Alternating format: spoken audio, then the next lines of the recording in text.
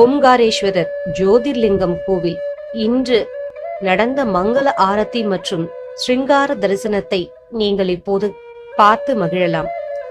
இது மத்திய பிரதேசத்தில் நர்மதா நதிக்கரையில் அமைந்துள்ள 12 ஜோதிர்லிங்க தலங்களில் ஒன்றாகும். இந்த தலத்தை பற்றிய சுவாரஸ்யமான சில குறிப்புகள். இந்த கோவில் அமைந்துள்ள தீவு மந்தாதா அல்லது சிவபுரி என்று அழைக்கப்படுகிறது. இந்த தீவு நர்மதா நதி மற்றும் காவேரி நதி, அதாவது நர்மதையின் கிளை நதி ஆகியவற்றால் சூழப்பட்டு பார்க்க ஓம் என்ற புனித எழுத்தின் வடிவத்தில் இருப்பது ஒரு தனி சிறப்பாகும். ஓம்காரேஸ்வரர் என்ற பெயரே ஓம் என்ற ஒளியின் அதிபதியை குறிக்கிறது. இது மற்ற ஜோதிர்லிங்க தலங்களில் இருந்து வேறுபடுகிறது. ஜோதிர்லிங்கம் 2 வடிவங்களாக பிரிந்து இருப்பதாக நம்பப்படுகிறது. ஓம்காரேஸ்வரர் நர்மதையின் வடகரையில் உள்ள தீவில் அமைந்துள்ளது. மாமல்லேஸ்வரர் நர்மதையின் தென்கரையின் தீவின் எதிரே உள்ள கரையில் அமைந்துள்ளது. இப்போது நீங்கள் பார்த்து கொண்டிருப்பது ஓம்காரேஸ்வரர், அதாவது நர்மதையின் வடகரையில் உள்ள தீவில் அமைந்துள்ள ஜோதிர்லிங்கமாகும்.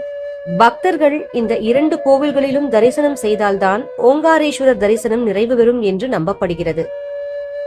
இங்குள்ள சிவபெருமான் தினமும் 3 உலகங்களையும் சுற்றிவிட்டு இங்கு வந்து ஓய்வெடுப்பதாக ஒரு நம்பிக்கை உள்ளது.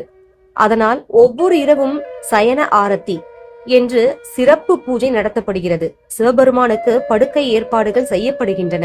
நீங்கள் காலையில் கண்டது போலவே இரவிலும் சயன தரிசனம் முக்கியத்துவம் வாய்ந்ததாகும். இந்து மதத்தின் மாபெரும் தத்துவ ஞானியான ஆதிசங்கர குருபாதர் இங்குள்ள ஒரு குகையில் தனது குருவான கோவிந்த பகவத்பாதரை சந்தித்தார் என்று நம்பப்படுகிறது. இந்த குகை இன்றும் கோவிலுக்கு அடியில் உள்ளது.